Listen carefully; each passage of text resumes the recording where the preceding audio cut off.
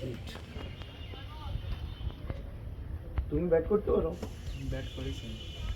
কি অবস্থা? হ্যাঁ ছিলাম করলো কি? করলো কি?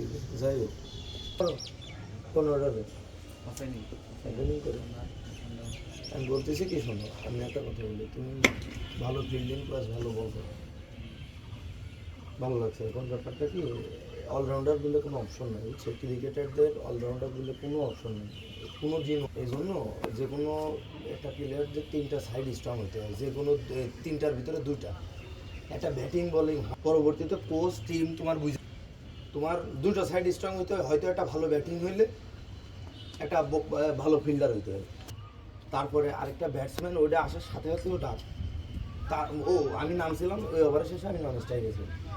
স্ট্রাইক ব্যাপারটা ওইটা তুমি, এটা তোমার কাছ থেকে কোচ টিম তোমার বুঝে নেবেন।